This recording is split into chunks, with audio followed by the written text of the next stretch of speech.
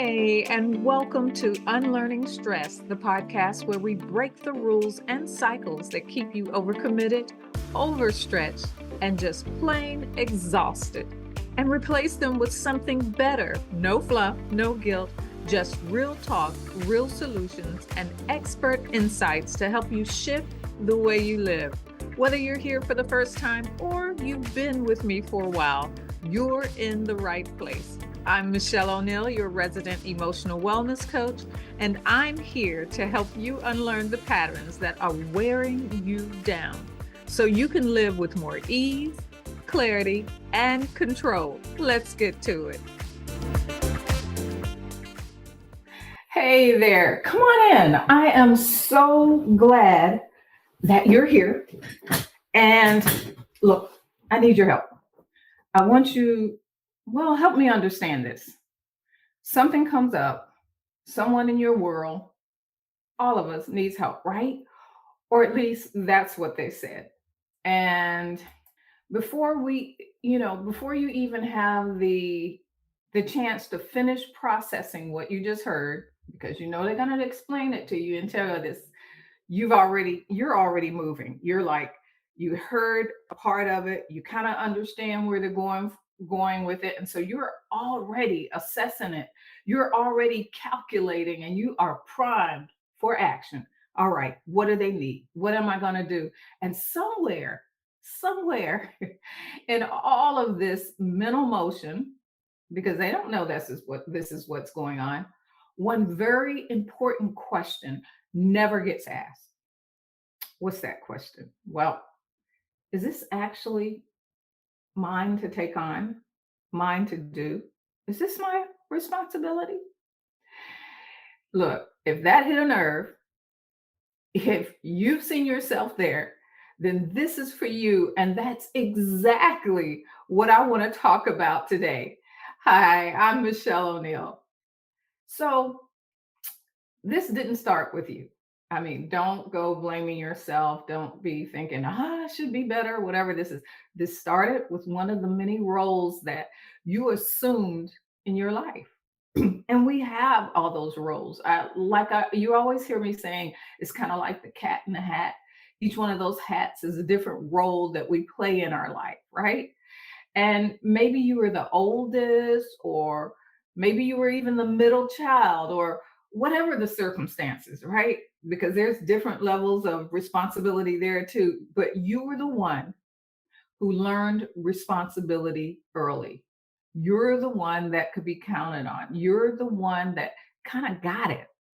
And you were the one who understood that things needed to get done and that somebody that would get them done, in this case, it had to be you. I feel like singing the song, It Had to Be You, right? And somewhere in all that, tag, you're it. Not because anyone sat you down and assigned it to you, and yeah, that may have been the case. They may have said, hey, this is what's going on. You're the oldest, and I need you to step up. Maybe that was the case.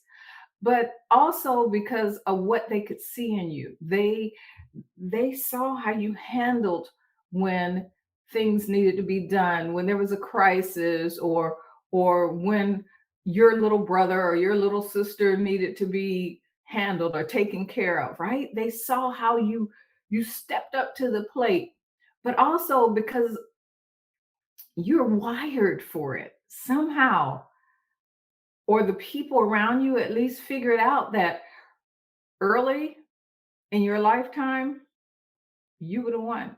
You were the one that could handle it, right? And so that responsibility was handed to you. It was put on you. And now look at your life. You are a leader at work. You're the one that everyone looks up to. They know if they want something done, you're the one to talk to because it will be done. You are the one that people call on at church because they know if there's a meeting that needs to be organized, or if they need someone there, or if they needed something set up or something done, you're the one to do it. And you're the one in the family who makes things happen. You make sure that the meals are on the table. You make sure that the laundry is done. You make sure that everyone makes their appointments, all of that. And so that role didn't just stay with you in your childhood, it just moves with you in every room that you've ever walked into, because something in you, and I get this, says, hey, this isn't being done. Let me step in. And the thing about roles that we adopt travel with us through most of our lives. And at some point, it stops feeling like something you do and starts feeling like, well, who you are. Look, when something becomes who you are, you don't question it. That's how many times have you said, that's just how I am. That's just who I am. And you don't ask whether it's something that you should be doing because it's who you are. So you just do it. So, does this sound like anybody out there? I mean, raise your hand. Let me know. Does this sound like you? I don't have to see the hand, but I'm wondering because it's been me. And here's what it looks like on a normal day. Okay, you're wondering, for those of you wondering, is this me? This is what it looks like on a normal day. Someone brings you a problem, right? And before they finish their sentence, soon as you get an inkling of what's coming, you're already running that assessment.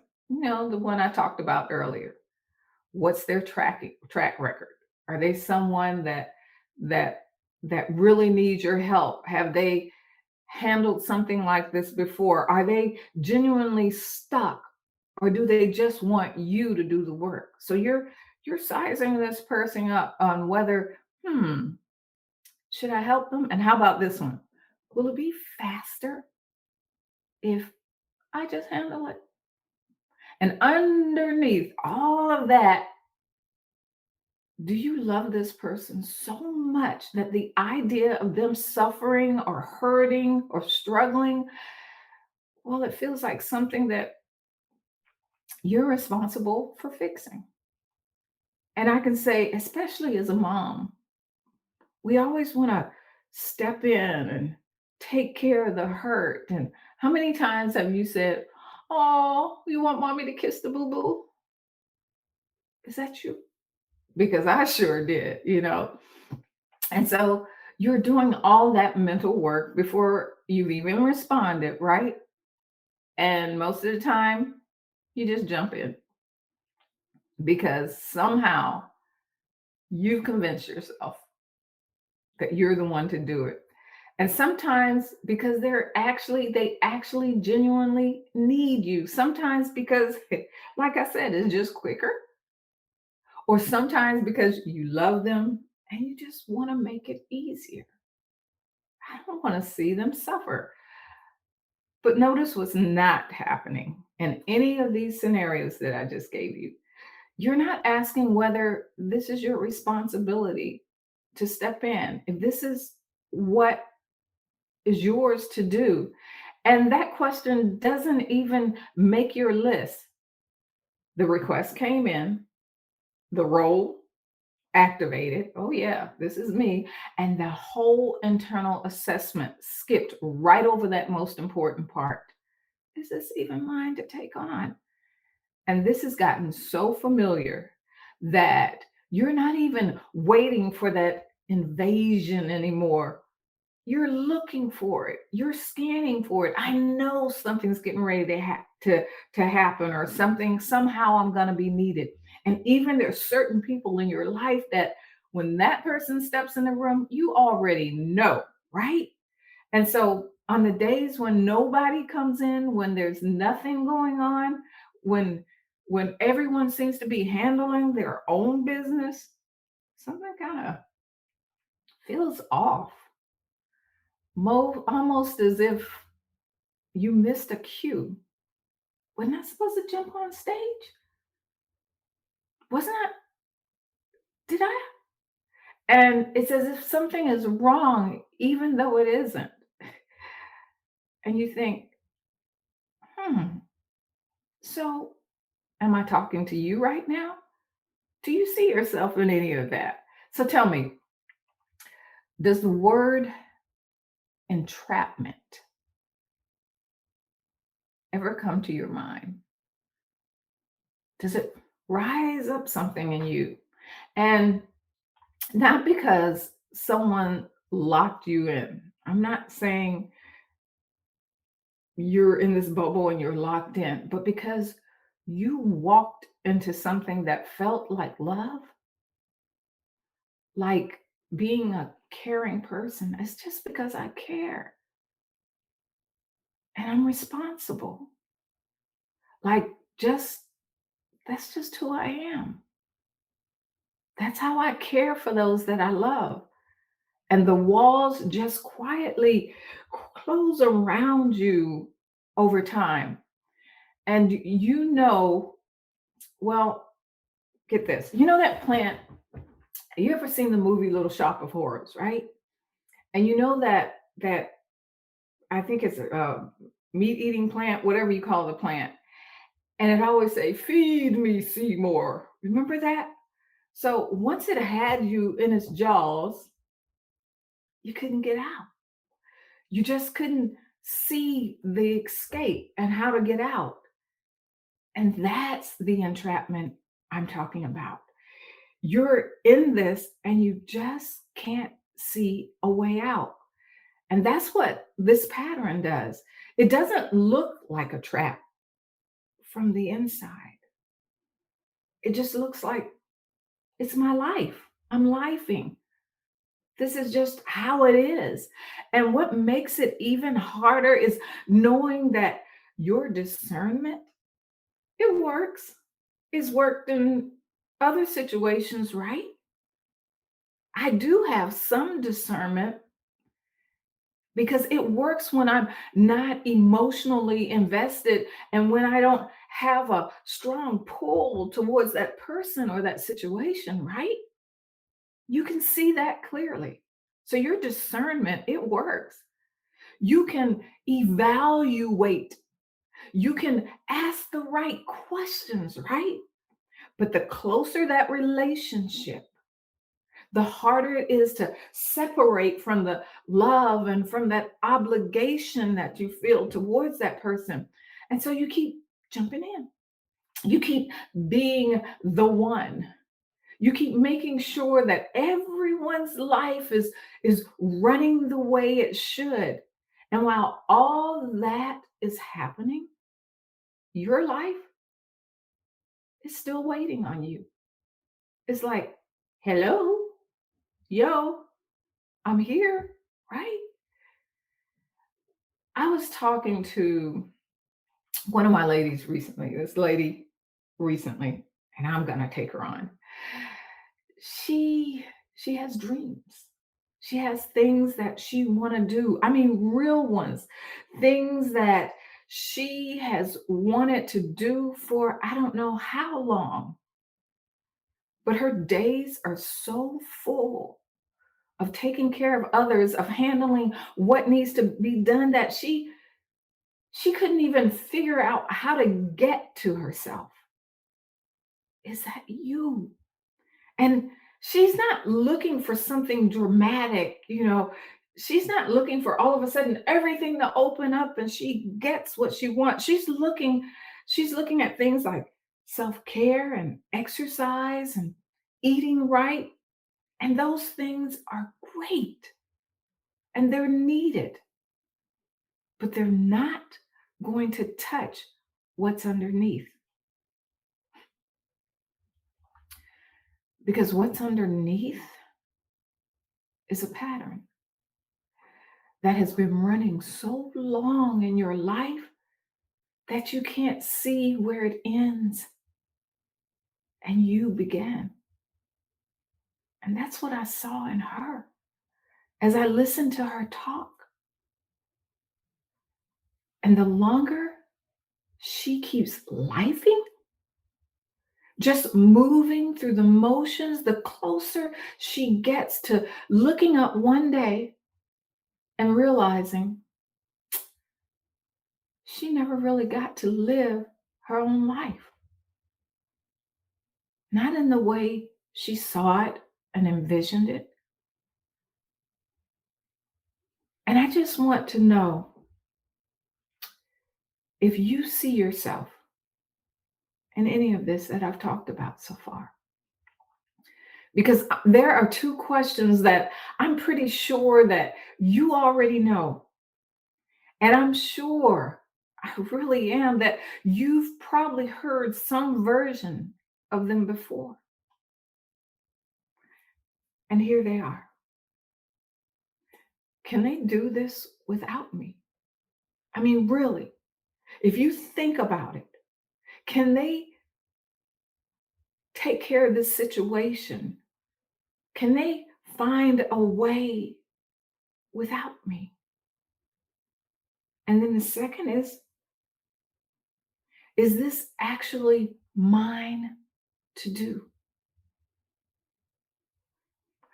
I remember listening to um, a YouTube video of Priscilla Shire, and she was talking about her children growing up, her young men growing up, and how they would come to her, and she said, "Figure it out," because she knew that in order for them to grow and learn, they had to learn to figure some things out on their own. And she said, right behind that, and come tell me what you came up with. So she wasn't moving herself and divorcing herself from that situation. She was allowing them to figure it out. And the thing is, those two questions, you know them.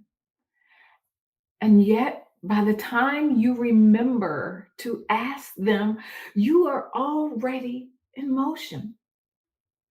And here's why, because urgency got there first.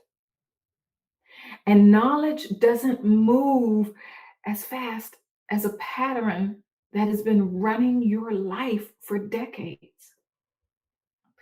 And on that other side of that, when you do hold back, and it's hard, when you make the choice not to jump in and you wait,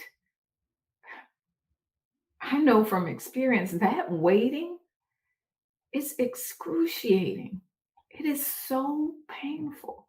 Not because you're impatient, but because you are now holding yourself responsible for any outcome that happens next. Your mind is running those worst case scenarios, and it takes up the land, and it takes you to the land of what ifs. What if it falls apart? What if I have to come in and clean up this bigger mess than what's there in the beginning? I should have done it in the beginning.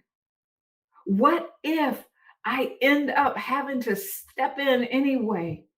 Except now there's damage that you have to undo on top of everything else. And if that happens, then you take a detour to the land of should haves.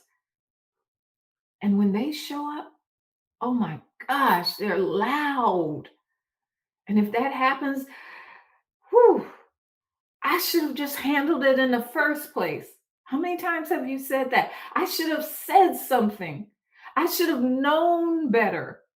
So jumping in early doesn't just feel like love or obligation. It feels logical. It feels efficient, right? If I jump in, there would be less that has to be done than now. And it feels like you're being responsible.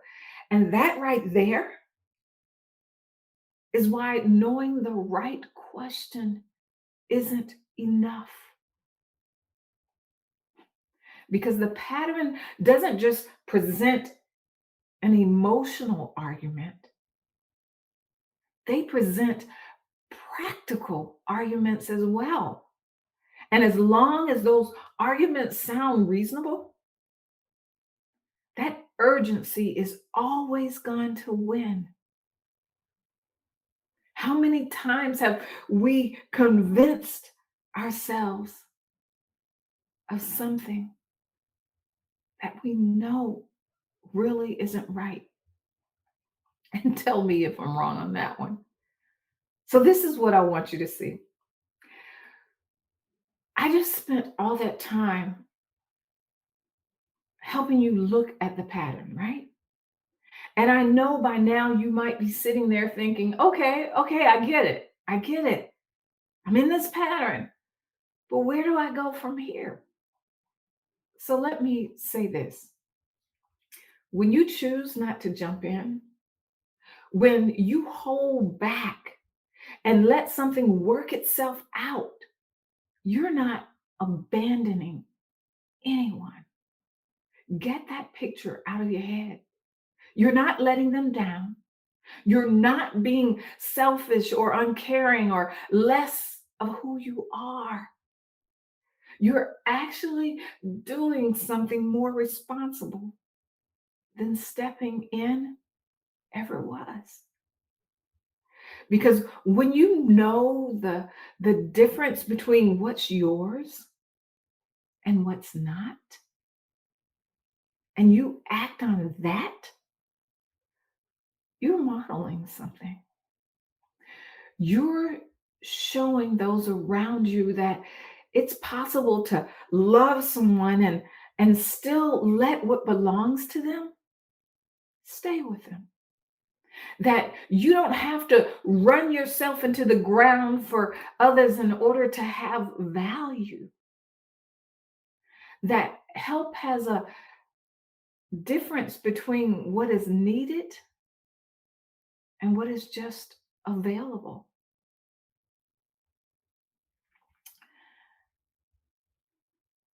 They can't learn that if you keep doing it for them. Every time you step back with intention and say, hey, wait a minute, you're teaching them something about responsibility, about their own capability, about what it looks like to use your emotions wisely instead of just reactively. You're not doing less for them. You're leading differently. And that's not abandonment. That's wisdom finally getting ahead of the urgency. And that's truth. Just because you can doesn't mean it's yours to do. And it doesn't mean that you have to. What if the most responsible thing that you ever did and the best modeling that you ever gave was to decide that this one right here was not yours. It's not your responsibility. And being the bigger person is to hand it over to them. Hey, I know that was a lot to think on.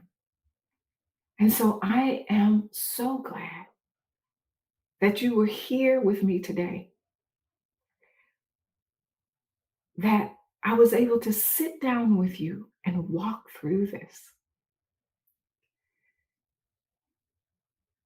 And if you'd like to share with me, I'd love to hear how this sat with you today. But until next time, I'm Mischelle O'Neal, and you've been here sitting with me on Break Time Live. Take care. Bye-bye. If this episode hits home, don't just push it aside. Lean into it. Subscribe so you don't miss what's next. And connect with me on YouTube, LinkedIn, and Substack, where we go even deeper. Links will be in the comments. And And if you're ready to start unlearning the patterns that keep you stuck, keep listening, because real change happens one choice at a time. I'll see you next time. Take care. Bye-bye.